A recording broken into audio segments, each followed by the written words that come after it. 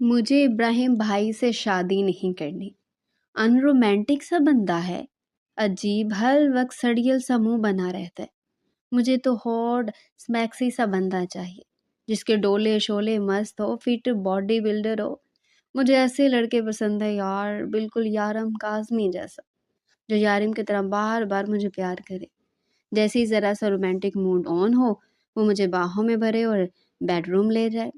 उसका इतना ही कहना था कि दूसरी तरफ फ़ोन पर एक ज़ोरदार कहका लगा था। वो जले दिल के साथ अपनी दोस्त रोशनी को कह रही थी। इस बात वो जले दिल के साथ अपनी दोस्त रोशनी को कह रही थी। इस बात से बेखबर के बाहर खड़ा इब्राहिम उसकी सारी बातें सुन रहा था। शादी के पहले दिन जब वो कमरे में आया तो उसके गिरबान के बटन खुले हुए थे। आते ही वो उसे अपने ऊपर गिरा गया।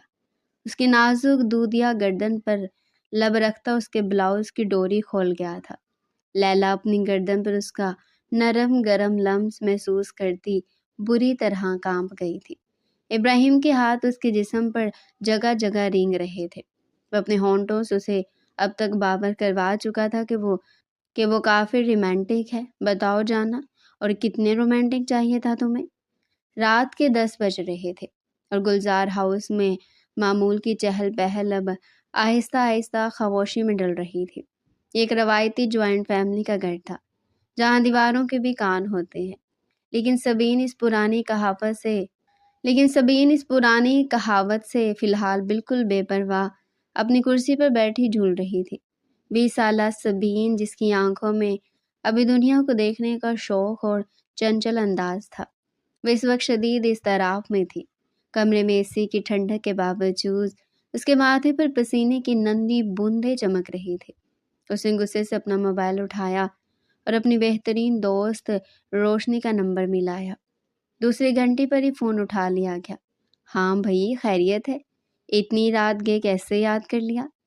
दूसरी तरफ से रोशनी की नींद में डूबी हुई आवाज़ आई। खैरियत? तुम खैरियत पूछ रही हो रोशनी? यहाँ मेरी ज़िंदगी का जनाजा निकलने वाला है और तुम्हें खैरियत की पड़ी है। सबीन की आवाज़ में रोहानसापन और गुस्सा दोनों शामिल थे। रोशनी हड़बड़ा कर उठ बैठी। क्या हुआ? सब ठीक तो है ना? कुछ ठीक नहीं है। सबीन ने बेड पर पड़े कुशन को जोर से भींचा। अम्मी और डैडी की बातें सुनी है मैंने आज। वो लोग वो लोग मेरी शादी इब्राहिम भाई से तय करने का सोच रहे हैं। दूसरी तरफ चंद लम्हे खामोशी रही। फिर रोशनी की मोहतात आवाज़ आई। इब्राहिम भाई वो तो बहुत अच्छे हैं, सुलझे हुए, पढ़े लिखे और हैंडसम भी तो हैं। पूरे ख़ानदान में उनकी मिसाल दी जाती है। फिर मसला क्या है? यही तो वो लम्हा था जिसका सबीन को डर था। कोई उसे नहीं समझ रहा था। वो कुर्सी से उठी और कमरे में टहलने लगी। उसका गुलाबी दुपट्टा उसके कांधे से ढलक कर कालीन पर गिर गया, लेकिन उसे होश नहीं था। रोशनी, तुम पागल हो क्या? सबीन झंझला कर बोली। तुम्हें वो हैंडसम लगता है? वो 26 साल का चलता फिरता रिपोर्ट है। मुझे इब्राहिम भाई से शादी नहीं करनी, हरगिज़ नहीं करनी। उसने सांस लेने के लिए वक्फा लिया और फिर अपनी भड़ास निकालना शुरू की। यार, वो इंतहाई रोमांटिक सा बंदा है, बहुत अजीब है। हर वक्त सड़ियल सा मुंह बना रहता है। मैंने आज तक उन्हें खुलकर हंसते हुए नहीं देखा। हर वक्त काम काम और काम, या फिर वो मोटी मोटी किताबें पढ़ते रहते हैं। मुझे तो लगता है उनकी रगों में खून नहीं, पढ़ाई दौड़ती है, ब्लैक कॉफ़ी दौड़ती है। कमरे के बाहर कॉरिडोर में खामोशी थी। इब्राहिम, जो अभी अभी अस्पताल से अपनी ड्यूटी ख़त्म करके लौटा था, थका हुआ अपने कमरे की तरफ जा रहा था। उसके हाथ में गाड़ी की चाबियां और कोड था। सबीन के कमरे का दरवाज़ा हल्का सा खुला था, जहाँ से रोशनी की लकीर बाहर आ रही थी। वो आगे बढ़ने वाला था कि अपने नाम की बाज़गुश्त सुनकर उसके कदम वहीं जम गए। अंदर सबीन का जोशे खताबत अरूज पर था। मुझे ऐसा बोरिंग शौहर नहीं चाहिए रोशनी। मेरी ज़िंदगी के ख्वाब कुछ और हैं। सबीन की आंखों में ख्वाबनाक चमक आ गई। वो बेड के किनारे बैठ गई।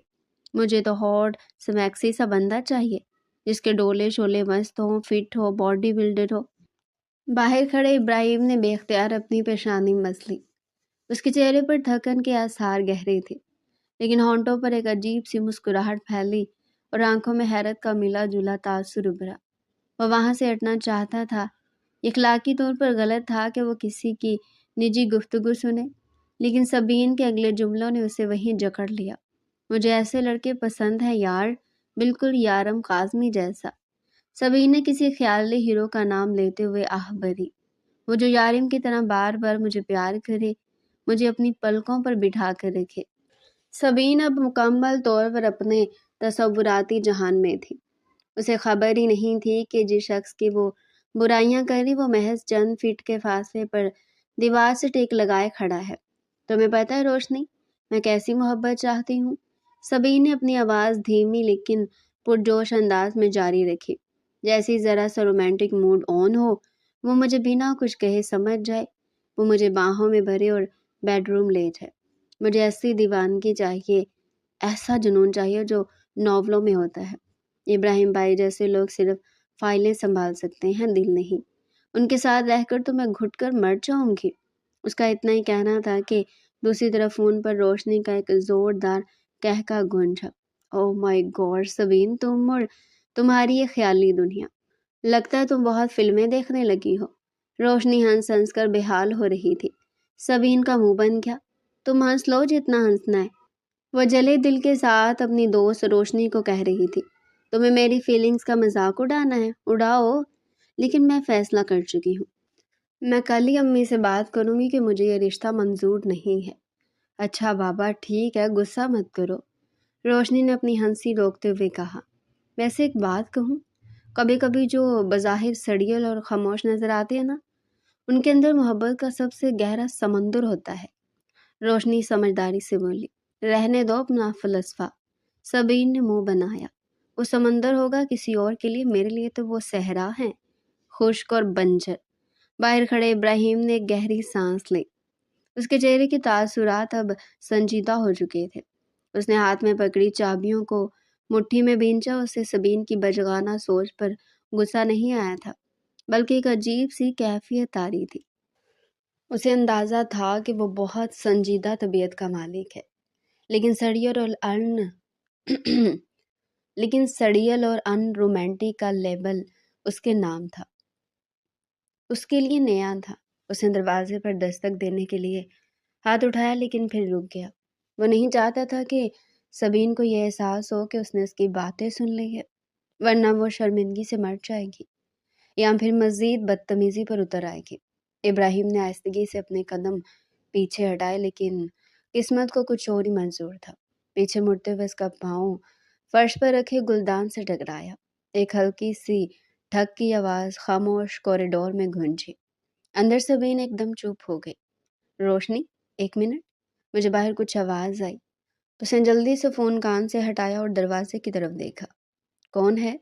ابراہیم کے پاس اب چھپنے کا کوئی راستہ نہیں تھا۔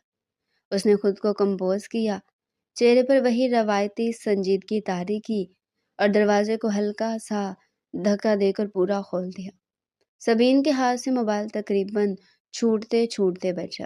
وہ ہکا بکا اسے دیکھنے لگی۔ ابراہیم وہیں کھڑا تھا، سفید شرٹ کے کف کوہنیوں تک فولڈ کیے ہوئے، بال ماتھے پر بکھرے ہوئے اور آنکھوں میں ایک ایسی گہرائی جو سبین کو ہمیشہ کنفیوز کر دیتی تھی۔ ابراہیم بھائی، آپ؟ سبین کی آواز بمشکل گلے سے نکلی۔ آپ کب آئے؟ ابراہیم نے بہت اطمینان سے اسے دیکھا، جیسے اس نے کچھ سنا ہی نہ ہو۔ بس ابھی آیا ہوں، چچی نیچے نہیں تھی، مجھے لگا شاید یہاں ہوں گی۔ چائے چاہیے تھی؟ اس کا لہجہ سپاٹ تھا، لیکن اس کی نگاہیں سبین کے چہرے پر جمی تھی، جو شرمندگی اور خوف سے سرخ ہو رہا تھا۔ وہ امی تو اپنے کمرے میں ہے۔ سبین نے نظریں جھکا لی۔ میں بنا دیتی ہوں چائے، رہنے دو۔ ابراہیم نے مختصر جواب دیا، پھر وہ مڑنے لگا لیکن رک گیا۔ سبین کا دل دھک دھک کر رہا تھا۔ یا اللہ، کیا انہوں نے سن لیا؟ کیا وہ یارم کاظمی والی بات سن چکے ہیں؟ ابراہیم نے مڑ کر سبین کو دیکھا۔ اس کی نظریں سبین کے الجھے ہوئے بالوں اور پریشان چہرے کا طواف کرتی رہی۔ سبین کو لگا کہ اب اس کی شامت آنے والی ہے۔ اب ابراہیم اس کی بچگانہ باتوں کا مذاق اڑائیں گے یا ڈانٹ پلائیں گے، لیکن ابراہیم نے ایسا کچھ نہیں کیا۔ وہ چند لمحے یوں ہی کھڑا رہا اور پھر لمبے لمبے ڈھک بڑھتا ہوا باہر نکل گیا۔ سبین وہیں بت بنی کھڑی رہ گئی۔ اس کے جانے کے بعد سبھی نے ایک لمبی سانس خارج کی اور دھڑام سے بیڈ پر گر گئے۔ یا اللہ، بچ گئی، لیکن کیا مطلب تھا ان کا؟ کیا انہوں نے سب سن لیا؟ اس کا دماغ الجھنوں کا شکار تھا، لیکن دل میں کہیں نہ کہیں اطمینان تھا کہ ابراہیم نے فی الحال کوئی ہنگامہ نہیں کیا تھا۔ اگلی صبح گلزار ہاؤس میں ناشتے کی میز پر ماحول معمول سے زیادہ پرجوش تھا۔ یہ ایک بڑا ڈائننگ ٹیبل تھا جہاں دادا جان گھر کے سربراہ کی حیثیت سے بیٹھے تھے اور باقی سب گھر والے، جن میں سبین کے والد شاہد صاحب، والدہ نسیم بیگم، تایا ابو زبیر صاحب اور تائی امی سلمہ بیگم شامل تھے۔ وہ سب موجود تھے۔ ابراہیم اپنی عادت کے مطابق خاموشی سے اخبار بینی میں مصروف تھا اور سہاسا چائے کی چسکیاں لے رہا تھا۔ سبین ابھی آنکھیں ملتی ہوئی آئی اور اپنی کرسی پر بیٹھ گئی۔ اس نے کن اکھیوں سے ابراہیم کو دیکھا، جو سفید شلوار قمیض میں ملبوس انتہائی فریش اور سنجیدہ لگ رہا تھا۔ لو بھائی، آ گئی ہماری دلہن۔ تائی امی نے مسکراتے ہوئے سبین کی طرف دیکھا۔ سبین کے ہاتھ سے پراٹھے کا نوالا چھوٹ گیا۔ دلہن؟ اس نے حیرت سے ماں کی طرف دیکھا۔ نسیم بیگم نے مسکراتے ہوئے بیٹی کے سر پر ہاتھ پھیرا۔ ہاں بیٹا، بڑوں نے فیصلہ کیا کہ اب مزید تاخیر کی ضرورت نہیں۔ ابراہیم کی ہاؤس جاب بھی مکمل ہو رہی ہے اور تم بھی ماشاءاللہ 20 سال کی ہو گئی ہو۔ ہم نے سوچا کہ اگلے ماہ کی 10 تاریخ کو نکاح رکھ لیتے ہیں۔ سبین کو لگا جیسے کسی نے اس کے سر پر بم پھوڑ دیا ہو۔ اگلے ماہ؟ لیکن امی، ابھی تو میری پڑھائی اور میں وہ کلائی۔ پڑھائی شادی کے بعد بھی جاری رکھ سکتی ہے۔ ابراہیم کون سا تمہیں منع کر رہا ہے؟ کیوں ابراہیم بیٹا؟ تایا ابو نے شفقت سے بیٹے کی طرف دیکھا۔ ابراہیم نے اخبار طے کر کے میز پر رکھا اور بہت اطمینان سے جواب دیا، جی انکل، مجھے کوئی اعتراض نہیں ہے۔ سبین جب تک چاہے پڑھ سکتی ہے۔ اس کا لہجہ اتنا سپاٹ اور پریکٹیکل تھا جیسے وہ کسی مریض کی میڈیکل ہسٹری بیان کر رہا ہو۔ سبین کا خون کھول اٹھا۔ یہ شخص اپنی زندگی کا اتنا بڑا فیصلہ اتنی ٹھنڈی طبیعت سے کیسے کر سکتا ہے؟ کہاں وہ ناولوں والے ہیرو جو ہیروئن کے لیے دنیا سے رہ جاتے ہیں، جذباتی تقریریں کرتے ہیں، اور کہاں یہ ڈاکٹر ابراہیم زبیر جس کے چہرے پر ایک شکن تک نہیں آئی تھی۔ ناشتے کے بعد سبین سیدھی اپنی ماں کے کمرے میں پہنچی۔ وہ پھٹنے کے لیے تیار تھی۔ امی، آپ لوگ میری شادی پرابلم بھائی سے کیسے کر سکتے ہیں؟ میں نے کہا نا، مجھے یہ رشتہ نہیں کرنا۔ وہ رہان سی ہو رہی تھی۔ نسیمہ بیگم الماری میں کپڑے درست کر رہی تھی۔ انہوں نے مڑ کر بیٹی کو گھورا۔ دماغ تو نہیں خراب ہو گیا تمہارا؟ ابراہیم میں کیا کمی ہے؟ خاندان کا سب سے لائق لڑکا ہے، ڈاکٹر ہے، نماز روزے کا پابند، خوبصورت سلجھا ہوا، اور کیا چاہیے تمہیں؟ امی، وہ انسان نہیں، ریبوٹ ہے۔ ریبوٹ؟ سبین نے جھنجھلا کر ہاتھ ہوا میں لہرائے۔ ان میں کوئی فیلنگز نہیں ہے۔ وہ ہر وقت بس کتابوں میں گم رہتے، ہسپتال کی فکر میں مبتلا ہوتے اور سنجیدگی کا لبادہ اوڑے رکھتے ہیں۔ میری اور ان کی نیچر میں زمین آسمان کا فرق ہے۔ میں ایک زندہ دل لڑکی ہوں۔ مجھے گھومنا پھرنا پسند ہے، باتیں کرنا پسند ہے، اور وہ تو مسکراتے بھی ایسے ہیں جیسے احسان کر رہے ہوں۔ نسیم بیگم نے سختی سے اسے ٹوکا۔ سبین، یہ ناول اور ڈائجسٹ پڑھ پڑھ کر تمہارا دماغ خراب ہو گیا ہے۔ زندگی کوئی افسانہ نہیں ہوتی۔ شادی کے لیے ایک ذمہ دار مرد کی ضرورت ہوتی ہے، کسی فلمی ہیرو کی نہیں جو صرف گانے گائے اور کام دھندہ کچھ نہ کرے۔ ابراہیم تمہیں خوش رکھے گا، یہ میرا یقین ہے، لیکن امی، مجھے ہیرو مٹیریل چاہیے۔ سبین کے منہ سے نکل گیا، ایسا شخص جو مجھے دیکھے تو اس کی آنکھوں میں دیوانگی ہو۔ ابراہیم بھائی مجھے دیکھتے ہیں تو لگتا ہے ایکس رے کر رہے ہیں۔ بس بہت ہو گیا، نسیم بیگم نے فیصلہ کن انداز میں کہا۔ بڑوں کا فیصلہ اٹل ہے۔ تمہارے ابا اور دایا ابو زبان دے چکے ہیں۔ اب خاموشی سے تیاری کرو۔ سبین کے پاس اب کوئی راستہ نہیں بچ رہا تھا۔ اس نے سوچا کہ وہ خود ابراہیم سے بات کر کے اسے منع کر دے، شاید وہ سمجھ جائے۔ شام کے وقت ابراہیم چھت پر بنے ہوئے چھوٹے سے باغیچے میں پودوں کو پانی دے رہا تھا۔ اس کا پسندیدہ مشغلہ تھا۔ وہ فارغ وقت میں یہی ہوتا تھا۔ سبین ڈرتے ڈرتے اوپر کی۔ ابراہیم بھائی، اس نے پیچھے سے آواز دی۔ ابراہیم نے مڑ کر دیکھا، اس کے ہاتھ میں پانی کا پائپ تھا اور وہ آستینے چڑھائے ہوئے تھا۔ ڈھلتے سورج کی روشنی میں وہ واقعی وجیح لگ رہا تھا، لیکن سبین اس وقت اپنے مسئلے میں گم تھی۔ جی، اس نے سوالیہ انداز میں دیکھا۔ مجھے آپ سے بات کرنی ہے۔ سبین نے ہمت جمع کی، کہو میں سن رہا ہوں۔ وہ اپنے کام میں مصروف رہا۔ آپ اس شادی سے انکار کر دیں، سبین نے ایک ہی سانس میں کہہ دیا۔ ابراہیم کے ہاتھ رکے تھے، وہ بستور گلاب کے پودے پر پانی کا چھڑکاؤ کرتا رہا۔ کیوں؟ کیونکہ ہماری سوچ نہیں ملتی۔ آپ بہت سنجیدہ اور میں الگ ہوں۔ ہم دونوں ایک دوسرے کے لیے مسفٹ ہیں۔ آپ کو کوئی ڈاکٹر نہیں چاہیے جو آپ کے ساتھ میڈیکل کیسز ڈسکس کرے، اور مجھے وہ رک گئی۔ ابراہیم نے پائپ بند کیا اور تولیے سے ہاتھ صاف کرتے ہوئے اس کے قریب آیا۔ اس کا قد سبین سے کافی نکلتا ہوا تھا، اس لیے سبین کو بات کرنے کے لیے نظریں اٹھانی پڑی۔ تمہیں کیا چاہیے سبین؟ اس کی آواز دھیمی لیکن بھاری تھی۔ وہ خیالی یارم کا آسمی۔ سبین کا رنگ فک ہو گیا۔ تو اس نے واقعی سن لیا تھا؟ ابراہیم کے لبوں پر ایک طنزیہ مسکراہٹ تھی۔ دیکھو سبین، زندگی رنگین کاغذوں کی کہانیوں سے بہت مختلف ہوتی ہے۔ یہاں ہیرو وہ نہیں ہوتا جو بارش میں بھیگ کر شاعری سنائے یا تمہیں بائک پر بٹھا کر ون ویلنگ کرے۔ یہاں ہیرو وہ ہوتا ہے جو ذمہ داری نبھانا جانتا ہو، جو عزت دے سکے۔ لیکن مجھے بورنگ لائف نہیں گزارنی، سبین نے ضد سے کہا۔ آپ بہت پریکٹیکل ہیں، آپ میں رومانس نام کی چیز ہی نہیں ہے۔ ابراہیم نے ایک قدم مزید قریب بڑھایا۔ اس کی آنکھوں میں ایک ایسی چمک تھی جسے سبین سمجھ نہیں پائی۔ تم رومانس کے بارے میں کیا جانتی ہو؟ صرف وہی جو تم نے کتابوں میں پڑھا ہے۔ پھر وہ سنجیدہ ہو گیا۔ بہرحال میں انکار نہیں کروں گا۔ بڑوں کا فیصلہ اور میں ان کی عزت کرتا ہوں۔ اگر تمہیں اتنا ہی مسئلہ ہے تو جاؤ تایا ابو سے کہہ دو کہ ابراہیم مجھے پسند نہیں ہے۔ ہمت ہے تو کر لو انکار۔ وہ جانتا تھا کہ سبین میں اتنی ہمت نہیں ہے کہ وہ اپنے باپ کے فیصلے کے خلاف جا سکے۔ یہ اس کی نفسیاتی جیت تھی۔ سبین غصے اور بے بسی سے اسے گھورتی رہی۔ آپ بہت خود غرض ہے ابراہیم بھائی، آپ جانتے میں بابا سے نہیں کہہ سکتی۔ آپ میری مجبوری کا فائدہ اٹھا رہے ہیں، اسے جو مرضی سمجھ لو۔ ابراہیم نے لاپرواہی سے کندھے اچکائے اور سیڑھیوں کی طرف بڑھ گیا۔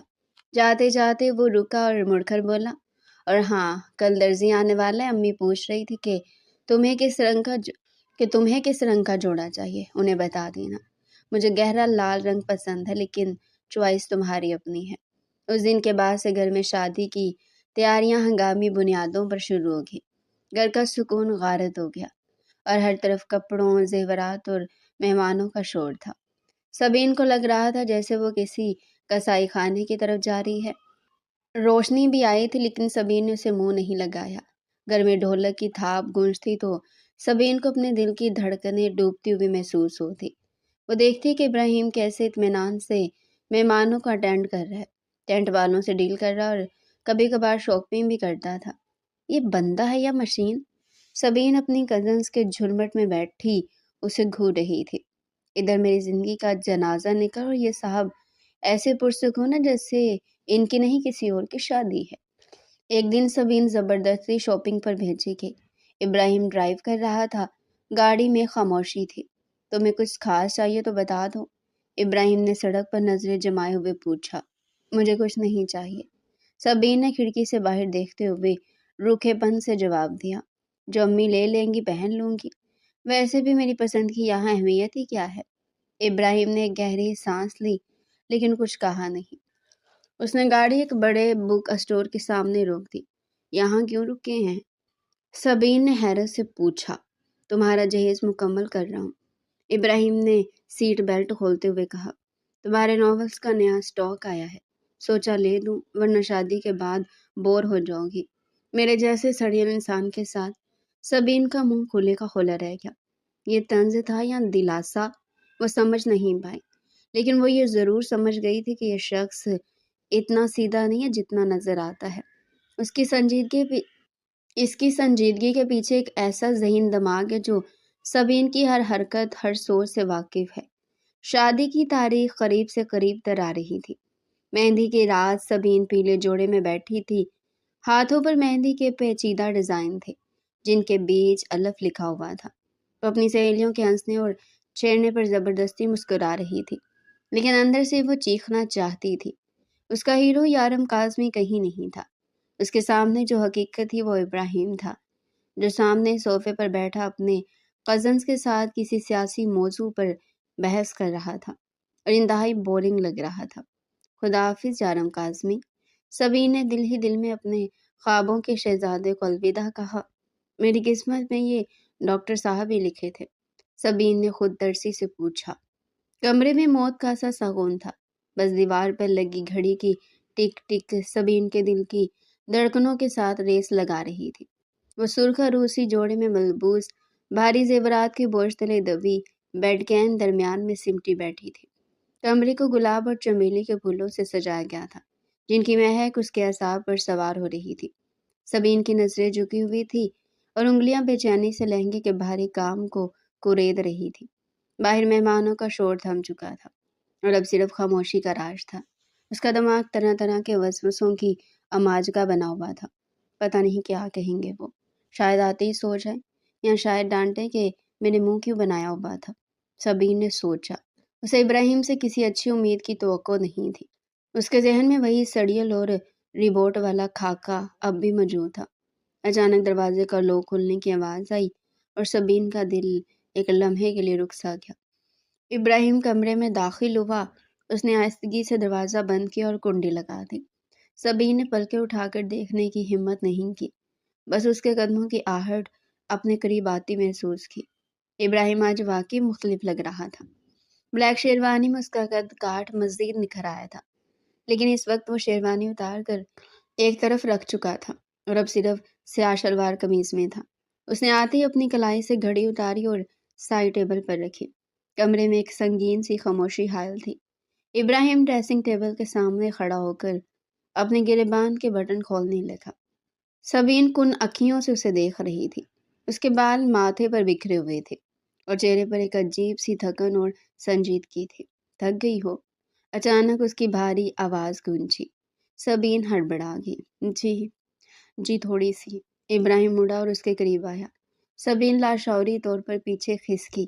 ابراہیم نے یہ نوٹ کیا اور اس کے لبوں پر ایک مبہم سی مسکراہٹ آئی۔ وہ بیڈ کے کنارے پر آ کر بیٹھ گیا۔ اب ان دونوں کے درمیان فاصلہ بہت کم تھا۔ مجھ سے ڈر لگ رہا ہے کیا؟ اس نے نرمی سے پوچھا، لیکن اس نرمی میں ایک ایسی مقناطیسی کشش تھی جس نے سبین کو جکڑ لیا۔ نہیں تو، سبین نے جھوٹ بولا۔ ابراہیم نے اپنا ہاتھ بڑھایا اور سبین کی ٹھوڑی کو اپنی انگلیوں کی پوروں سے چھوتے ہوئے اس کا چہرہ اوپر کیا۔ سبین کی نظریں ابراہیم کی گہری سی آنکھوں سے ٹکرائی، جن میں آج کوئی کتابی علم نہیں تھا، بلکہ ایک طوفان مچل رہا تھا، ایک ایسا جذبہ جو سبین نے پہلے کبھی اس کی آنکھوں میں نہیں دیکھا تھا۔ تمہارا خیال تھا کہ میں ایک ریبوٹ ہوں، ہے نا؟ ابراہیم نے سرگوشی کی۔ اس کی آواز اب بھاری اور مدھم ہو چکی تھی۔ سبین کو لگا جیسے اس کی چوری پکڑی گئی ہو۔ وہ کچھ بولنا چاہتی تھی لیکن الفاظ گلے میں پھنس گئے۔ ابراہیم نے اسے بولنے کا موقع ہی نہیں دیا۔ وہ اچانک اس پر جھک گیا۔ اس کے گریبان کے اوپر کے 3 بٹن کھلے ہوئے تھے، جس سے اس کی مضبوط گردن اور سینے کا کچھ حصہ نمایاں تھا۔ اس کی قربت سے سبین کے ہوش اڑنے لگے۔ ابراہیم کی گرم سانسیں سبین کے چہرے سے ٹکرا رہی تھی۔ اس سے پہلے کہ سبین سنبھل پاتی، ابراہیم نے اپنا بوجھ ہلکا سا اس پر ڈالا، اسے پیچھے تکیوں سے ٹیک لگانے پر مجبور کر دیا۔ سبین کا دل سینے سے باہر آنے کو تھا۔ ابراہیم، اس کے لبوں سے بے اختیار نکلا۔ ابراہیم نے اپنی انگلی اس کے کانپتے ہونٹ لبوں پر رکھ دی۔ آج کوئی بحث نہیں سبین، آج صرف تم اور میں۔ اس نے اپنا چہرہ سبین کی گردن کے خم میں چھپا لیا۔ سبین کو لگا جیسے کسی نے دہتا ہوا انگارہ اس کی جلد پر رکھ دیا ہو۔ ابراہیم کے لب اس کی نازک دودیا گردن کو چھو رہے تھے۔ یہ لمس اتنا غیر متوقع اور شدید تھا کہ سبین کے پورے وجود میں ایک سنسنی دوڑ گئی۔ وہ کانپ اٹھی۔ ابراہیم کے ہاتھ اس کے وجود کو تلاش کر رہے تھے۔ اس کا ایک ہاتھ سبین کی کمر کے گرد حمائل ہوا اور اسے مزید اپنے قریب کھینچ لیا۔ تمہیں لگتا تھا میرے اندر جذبات نہیں ہے؟ ابراہیم نے اس کی گردن پر بوسہ دیتے ہوئے سرگوشی کی۔ اس کی مونچھوں کی ہلکی سی چبھن اور ہونٹوں کی نرمی سے سبین کو پاگل کر دیا تھا۔ تمہیں ہیرو چاہیے تھا نا؟ بتاؤ جانا، اور کتنا رومانٹک چاہیے تھا تمہیں؟ سبین کی آنکھیں بند ہو گئی۔ اس کا سارا جسم پگھل رہا تھا۔ وہ جس سڑیل انسان سے بھاگ رہی تھی، وہ اس وقت اسے اپنی باہوں کے حصار میں جکڑے اپنی محبت کا یقین دلا رہا تھا۔ یہ ابراہیم کا وہ روپ تھا جس کا سبین نے کبھی تصور بھی نہیں کیا تھا۔ ابراہیم کا ہاتھ اس کی کمر پر رینگتا ہوا اوپر کی طرف بڑھا اور اس کے بلاؤز کی پشت پر بندھی ڈوری تک پہنچ گیا۔ سبین نے ایک لمحے کے لیے مزاحمت کرنا چاہی، اسے اپنے مہندی لگے ہاتھ ابراہیم کے سینے پر رکھ کر اسے روکنا چاہا، لیکن ابراہیم کی گرفت مضبوط تھی۔ روکو مت سبین، اس نے اس کے کان کی لو کو اپنے لبوں میں دباتے ہوئے کہا، میں تمہارا شوہر ہوں، میرا حق ہے تم پر، اور آج میں تمہیں بتانا چاہتا ہوں کہ کتابوں والا عشق اور حقیقت کا عشق، ان دونوں میں کیا فرق ہوتا ہے۔ اس کے ہاتھ کی ایک جنبش سے ڈوری کھل گئی۔ سبین کا سانس اٹک گیا۔ اس نے شرم سے اپنا چہرہ ابراہیم کے سینے میں چھپا لیا۔ ابراہیم نے اسے خود میں بینچ لیا۔ وہ اپنی تمام تر سنجیدگی، تمام تر اصول بیڈ روم کے دروازے کے باہر چھوڑ آیا تھا۔ اس وقت وہ صرف ایک مرد تھا جو اپنی بیوی، اپنی محبت کو اپنی شدتوں سے آشنا کر رہا تھا۔ وہ سبین پر جھکا، اس کی آنکھوں، پیشانی اور رخساروں پر اپنی محبت کی مہریں ثبت کرنے لگا۔ سبین جو خود کو بہت بولڈ اور رومانٹک سمجھتی تھی، ابراہیم کی اس وارفردگی کے سامنے پانی بن کر بہہ گئی تھی۔ اس کے وہم و گمان میں بھی نہیں تھا کہ ابراہیم جیسا سنجیدہ شخص محبت کرنے میں اتنا شدید ہو سکتا ہے۔ اس کے ہر لمس میں ایک دعویٰ تھا، ایک ملکیت کا احساس تھا۔ مجھے بتا رہا تھا کہ وہ بھلے زبان سے محبت کا اظہار نہ کرتا ہو، لیکن اس کے اندر کے جذبات کا ایک ایسا سمندر موزن ہے جو اگر بھپڑ جائے تو سب کچھ بہا لے جائے۔ دیکھو میری طرف، ابراہیم نے حکم دیا۔ سبین نے کانپتی پلکوں کے ساتھ اسے دیکھا۔ ابراہیم کی آنکھوں میں ایک نشہ تھا۔ کیا ابھی بھی میں ربوٹ لگ رہا ہوں؟ اس نے مسکراتے ہوئے پوچھا، لیکن اس مسکراہٹ میں اب طنز نہیں بلکہ خالص پیار تھا۔ سبین نے نفی میں سر ہلایا، اس کی آنکھوں میں آنسو تیرنے لگے۔ آپ ایسے تو نہیں تھے، تم نے کبھی جاننے کی کوشش ہی نہیں کی۔ ابراہیم نے جھک کر اس کے لبوں کو چوما، ایک طویل اور گہرا بوسہ جس نے سبین کی رہی صحیح ہوش بھی اڑا دی۔ اس رات سبین کو معلوم ہوا کہ افسانوں کے ہیرو صرف کاغذوں پر اچھے لگتے ہیں، لیکن حقیقت کا ہیرو وہ ہوتا ہے جو آپ کو اپنی باہوں میں ایسے سمیٹ لے کہ دنیا کا کوئی غم، کوئی خوف آپ کو چھو نہ سکے۔ ابراہیم نے اپنی محبت کی تپش سے سبین کے دل پر جمی ساری برف پگھلا دی تھی۔ وہ رات ان دونوں کے لیے ایک نئی شروعات تھی۔ پرانی رنجشیں، غلط فہمی اور بچگانہ ضدیں اس شدید محبت کی بارش میں دھل گئی تھی۔ سبین جو ایک خیالی دنیا کی تلاش میں تھی، اسے اپنی حقیقت، اپنی خوابوں سے کہیں زیادہ حسین اور پرکشش لگ رہی تھی۔ صبح جب سورج کی پہلی کرن کمرے میں داخل ہوئی، سبین ابراہیم کے بازو پر سر رکھے گہری نیند سو رہی تھی۔ اس کے چہرے پر ایک اطمینان تھا، ایک سکون تھا، اور ابراہیم جو جاگ چکا تھا، وہ اپنی بیوی کے معصوم چہرے کو دیکھ رہا تھا اور سوچ رہا تھا کہ اس پاگل لڑکی کو یہ سمجھانے میں کتنا وقت لگا کہ اصل رومانس پھولوں اور چاندنی میں نہیں بلکہ دو دلوں کے درمیان خاموش سمجھوتوں اور شدتوں میں ہوتا ہے۔ اس نے جھک کر سبین کی پیشانی پر بوسہ دیا۔ صبح بخیر مسز ابراہیم، اس نے سرگوشی کی۔ سبین نے نیند میں ہی مسکرا کر اس کے سینے میں اپنا منہ چھپا لیا۔ انکہا افسانہ اب ایک حقیقت بن چکا تھا، اور یہ حقیقت بہت خوبصورت تھی۔ صبح کی سنہری کرنیں کھڑکیوں کے پردوں سے چھن کر کمرے میں پھیل رہی تھی۔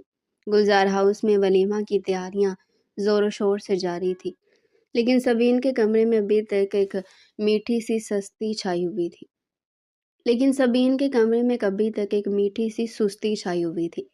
وہ ڈریسنگ ٹیبل کے سامنے بیٹھی آئینے میں اپنا عکس دیکھ رہی تھی۔ اس کی آنکھوں میں نیند کی خمار آلود سرخی تھی، اور ہونٹوں پر ایک ایسی مسکراہٹ کھیل رہی تھی جو اس سے پہلے کبھی نہیں دیکھی گئی تھی۔ وہ بار بار اپنی گردن پر موجود اس جگہ کو چھو رہی تھی جہاں رات ابراہیم کے لبوں نے محبت کی مہر ثبت کی تھی۔ یہ میں ہوں؟ اس نے حیرت سے خود سے سوال کیا۔ وہی سبین جو کل تک اس کمرے میں آنے سے بھی ڈر رہی تھی، ابھی وہ اپنے خیالوں میں گم تھی کہ دروازے پر ہلکی سی دستک ہوئی اور ساتھ ہی دروازہ دھڑام سے کھلا۔ یہ روشنی تھی اور اس کے پیچھے سبین کی دو اور کزنز ماہم اور زویا کھڑی تھی۔ تینوں کے ہاتھوں میں ناشتے کی ٹرے اور چہرے پر شرارتی ہنسی تھی۔ ارے واہ، دلہن بیگم تو جاگ رہی ہیں۔ روشنی نے ٹرے میز پر رکھتے ہوئے سبین کو چھیڑا۔ ہم سمجھے تھے کہ رات بھر کے جگراتے کے بعد تم دوپہر تک نہیں اٹھو گی۔ سبین کا چہرہ ایک دم سرخ ہو گیا۔ اس نے جلدی سے دوپٹہ درست کیا اور نظریں جھکا دی۔ چپ کرو تم لوگ، सबीन ने बामुश्किल कहा। जोया आगे बढ़ी और सबीन के चेहरे को गौर से देखा।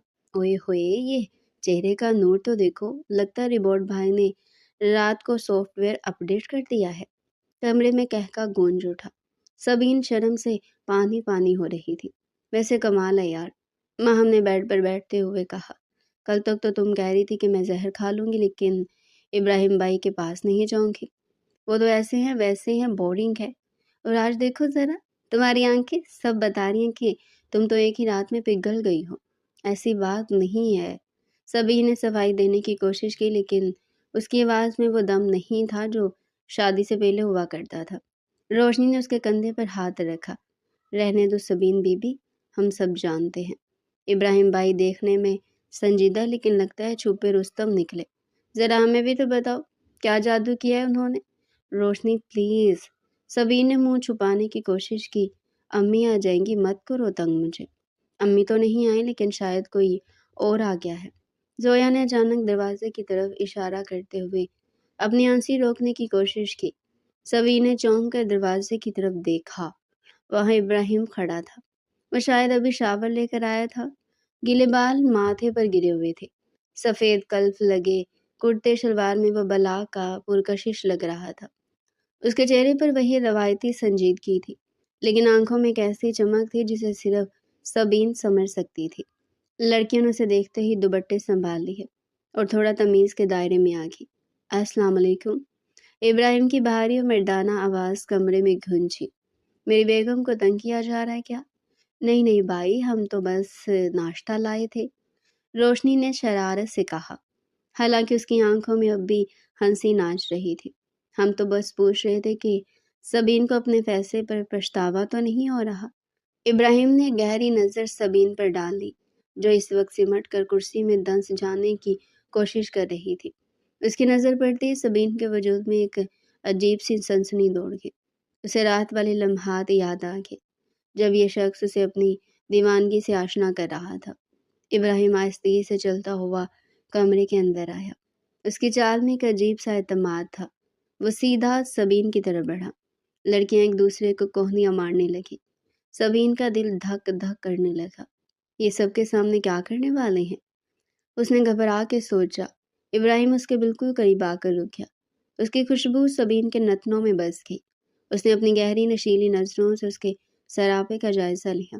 सबीन को लगा जैसे वो नजरों से उसे छू रहा हो। सबीन अपने आप में सिमटती गई। नाश्ता कर लिया? उसने नरमी से पूछा। नहीं, अभी नहीं। सबीन हकलाई। तो करो, वलीमा के लिए पॉलर भी जाना है तुमने। इब्राहिम का लहजा नॉर्मल था, लेकिन उसकी आंखें सबीन के होंठों और फिर गर्दन पर टिकी थी, जिससे सबीन के जिस्म का दर्जा हरारत बढ़ने लगा। रोशनी ने खनकार कर गला साफ किया। हम बाहर चलते हैं, लगता है आप दोनों को प्राइवेसी चाहिए। रुक जाओ, इब्राहिम ने उन्हें रोका। मैं अभी चला जाऊंगा, बस एक छोटी सी चीज रह गई थी। सभी ने हैरत से सर उठाकर उसे देखा। इब्राहिम ने अपनी जेब में हाथ डाला और एक छोटी सी गहरे नीले रंग की मखमली डिब्बी निकाली। कमरे में मौजूद सब लड़कियों की सांसें थम गई। ये क्या है भाई? जोया ने जोश से पूछा। इब्राहिम ने कोई जवाब नहीं दिया। उसने डिब्बी खोली। उसमें सोने की एक इंतहाई नफीस और नाजुक सी चेन थी, जिसमें हीरे का एक छोटा सा लॉकेट चमक रहा था। वो सादा थी, लेकिन बेहद कीमती और खूबसूरत लग रही थी। सभी इनकी आंखें हैरत और खुशी से फैल गई। क्या ये वही रिबॉट और कंजूस इब्राहिम है जिसके बारे में वो सोचती थी कि वो उसे कभी कोई तोहफा नहीं देगा? इब्राहिम ने डिब्बी से चैन निकाली और सबीन को इशारा किया कि वो थोड़ा घूमे। सबीन मशीनी अंदाज में अपनी कुर्सी पर घूम गई। अब उसकी पीठ इब्राहिम की तरफ थी। लड़कियों की मौजूदगी में यह कुर्बत सबीन के लिए बाइस से शर्म भी थी और बाइस से फ़ख्र भी। इब्राहिम ने दोनों हाथों से चैन के सिरे पकड़े और सबीन की गर्दन के गिर्द लेकर आया। उसकी उंगलियां जैसी सबीन की गर्दन पर ठंडी जिल्द से टकराई, सबीन के पूरे जिस्म में झुरझुरी आ गई। ये लम्स बिजली के करंट जैसा था। इब्राहिम ने जानबूझकर अपनी उंगली उसकी गर्दन पर थोड़ी देर ठहराई, जैसे वो उसे खामोश पैगाम दे रहा हो कि तुम सिर्फ मेरी हो। उसने हुक बंद किया और फिर सबीन के कान के पास झुककर सरगोशी की, इतनी आस्था कि सिर्फ सबीन ही सुन सके। रात तुम्हें मुंह दिखाई देना भूल गया था मिसेज इब्राहिम। हालांकि जो चांद मैंने देखा था उसकी कीमत یہ چین بھی ادا نہیں کر سکتے۔ سبین کا چہرہ یاقوت کی طرح دہکنے لگا، اس کے کانوں کی لویں بھی سرخ ہو گئی۔ ابراہیم سیدھا ہوا اور سامنے لگے آئینے میں سبین کی نظروں سے نظریں ملائی۔ آئینے میں دونوں کا عکس ایک مکمل جوڑے کی تصویر پیش کر رہا تھا۔ سبین کی شرمیلی آنکھیں اور ابراہیم کی پر اعتماد مسکراہٹ دونوں کو ایک عجیب حسن بخش رہی تھی۔ ہائے اللہ، روشنی سے رہا نہ گیا۔ بھائی آپ تو چھپے رستم نکلے، اتنا رومانٹک گفٹ۔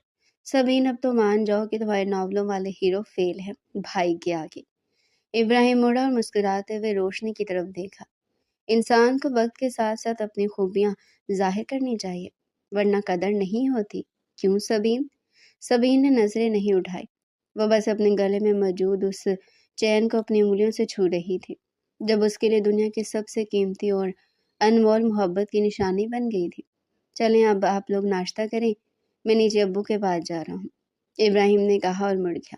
دروازے تک پہنچ کر وہ رکا جیسے کچھ یاد آیا ہو۔ اور ہاں سبین، آج ولیمے پر وہ نیلا والا سوٹ مت پہننا جو تم نے نکالا تھا، وہ گولڈن والا پہننا، نیلا رنگ تم پر کچھ زیادہ ہی جچتا ہے، اور میں نہیں چاہتا کہ آج ہال میں موجود تمام مردوں کی نظریں میری بیوی پر ہوں۔ یہ کہہ کر وہ آنکھ دبا کر باہر نکل گیا اور پیچھے کمرے میں ایک ہنگامہ برپا کر گیا۔ او مائی گاڈ! ماہم نے سبین کو زور سے جھنجھوڑا۔ سنا تم نے ابراہیم بھائی نے کیا کہا؟ پوزیسنیو چیک کی بھائی کی؟ میں نہیں چاہتا کسی کی نظر پڑے، ہائے میں مر جاؤں۔ سبین نے اپنا چہرہ دونوں ہاتھوں میں چھپا لیا، لیکن اس کی انگلیوں کے بیچ سے اس کی مسکراہٹ چھپ نہیں پا رہی تھی۔ تم سچ کہہ رہی تھی روشنی، سبین نے دبی دبی آواز میں کہا۔ کبھی کبھی خاموش سمندر میں واقعی بہت گہرائی ہوتی ہے۔ ہاں تو ہم تو پہلے کہتے تھے، بس تم ہی نہیں مانتی تھی۔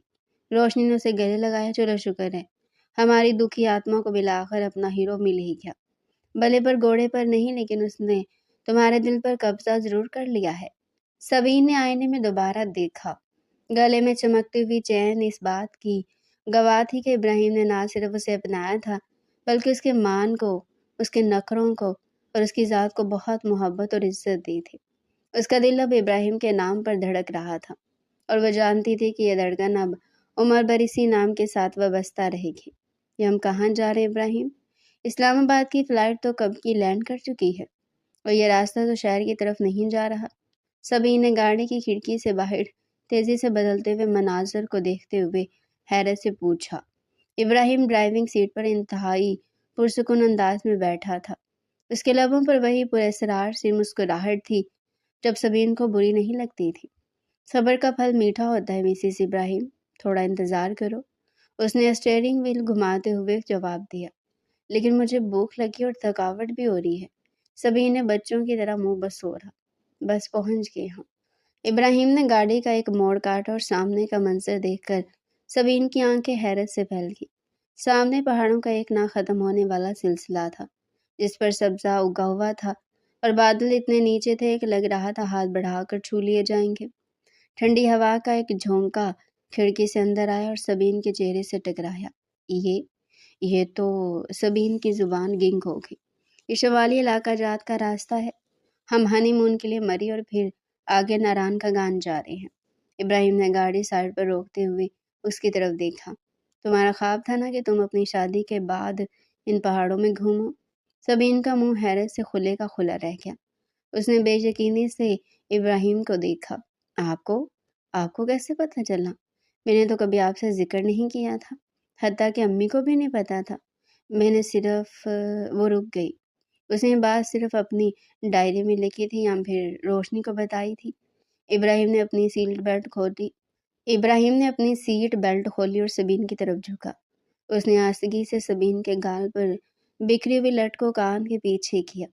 جن سے محبت ہوتی نا سبین، ان کی ہر بات، ہر خواہش اور ہر خواب کی خبر رکھنی پڑتی ہے۔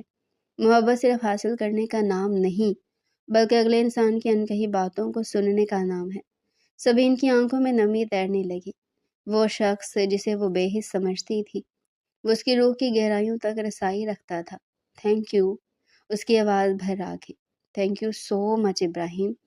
اب شکریہ رہنے دو، باہر نکلو اور موسم انجوائے کرو۔ اگلے چند دن سبین کی زندگی کے حسین ترین دن تھے۔ وہ ابراہیم کا ایک بالکل نیا روپ دیکھ رہی تھی۔ وہ ابراہیم جو گھر میں فائلیں اور کتابیں نہیں چھوڑتا تھا، یہاں ان پہاڑوں میں بالکل آزاد تھا۔ وہ سبین کے ساتھ ہائکنگ کرتا، اسے اپنے ہاتھوں سے کھانا کھلاتا، اور جب وہ تھک جاتی تو بنا کوئی شکایت کی اسے سہارا دیتا۔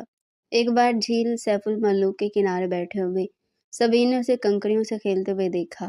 آپ کو پتہ ہے ابراہیم، مجھے لگتا تھا آپ بہت بورنگ ہے، سبین نے اعتراف کیا۔ ابراہیم ہنس پڑا۔ اس کی ہنسی ان پہاڑوں میں گونجی تو سبین کو لگا جیسے کوئی موسیقی بج رہی ہو، اور اب اس نے بنوے اچکا کر پوچھا، اب مجھے لگتا ہے کہ میں غلط تھی۔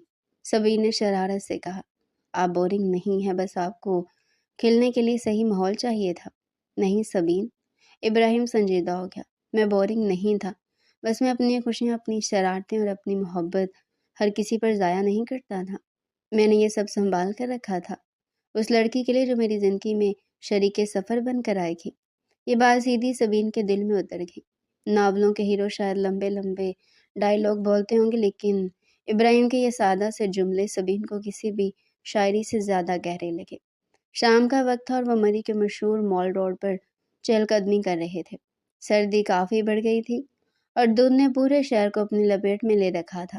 سڑک کی دونوں طرف دکانوں کی روشنیاں جگمگا رہی تھی اور سیاحوں کا رش تھا۔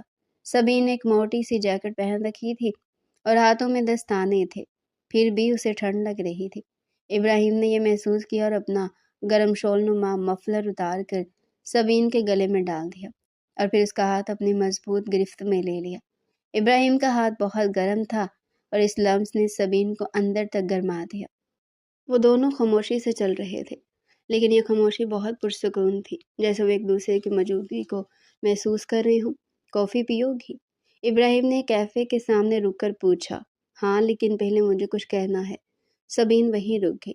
لوگ ان کے پاس سے گزر رہے تھے، لیکن سبین کو دنیا کی کوئی پرواہ نہیں تھی۔ اس نے ابراہیم کے سامنے کھڑے ہو کر اس کی آنکھوں میں دیکھا۔